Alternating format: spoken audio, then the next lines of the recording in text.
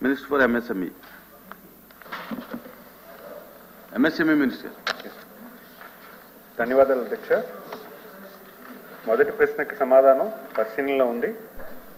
రెండో ప్రశ్నకు సమాధానం ఈ ప్రశ్నకు ఉత్పన్నం కాదు. మూడో ప్రశ్నకు సమాధానం ఈ ప్రశ్నకు ఉత్పన్నం కాదు. నాలుగో ప్రశ్నకు సమాధానం అవునండి.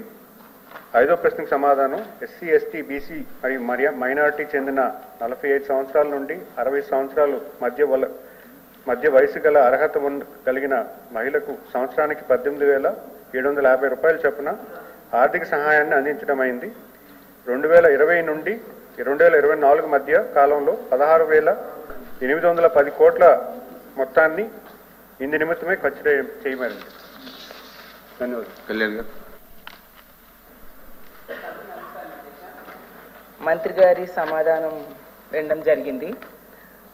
పరిశీలనలో ఉంది అని సమాధానం చెప్పారు అధ్యక్ష. అసలు ఈ ఆడబిడ్డ నిధి కోసం ఈ రాష్ట్రంలో 1,80,00,000 మంది మహిళలు ఎదురు చూస్తున్నారు అధ్యక్ష. వాళ్ళందరికీ కూడా ఈ సమాధానం తీవ్రమైన నిరాశకు గురి చేసింది అధ్యక్ష.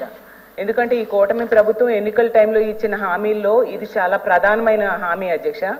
అసలు ఎన్నికలకు చాలా రోజుల ముందే గౌరవ చంద్రబాబు నాయుడు గారు మహానాడులో చెప్పారు అధ్యక్ష, ధరలు పెరిగాయి, ఖర్చులు పెరిగాయి, ఇల్లు భారం అయిపోయింది, నా ఆడబిడ్డల కోసం నెలకి 1,500 రూపాయలు ఇస్తాను, 18 ఏళ్ళు పైపడి 60 ఏళ్ళ లోపు వాళ్ళకి ఇచ్చి వాళ్ళకు ఆదుకుంటానని చెప్పారు అధ్యక్ష. ఇంకా సాంగ్స్ యాడ్స్ అయితే చెప్పనే అవసరం లేదు అధ్యక్ష, చాలా ప్రచారం చేశారు.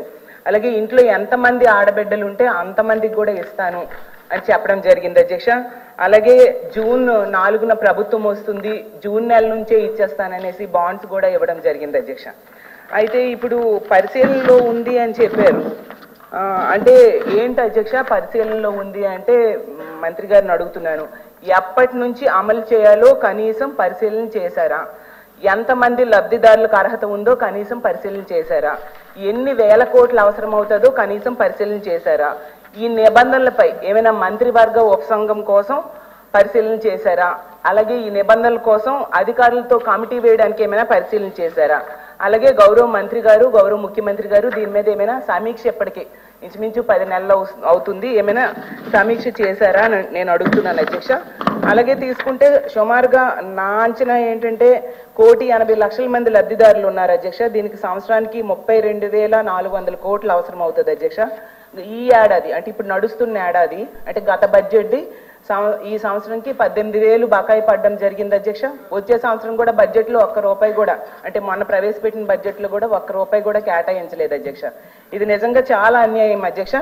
అందుకే మంత్రి గారికి ఫైనల్ గా నేను అడిగేది ఏంటంటే, ఏ నెల నుంచి అమలు చేస్తారు అనేది మాకు స్పష్టత కావాలి అధ్యక్ష.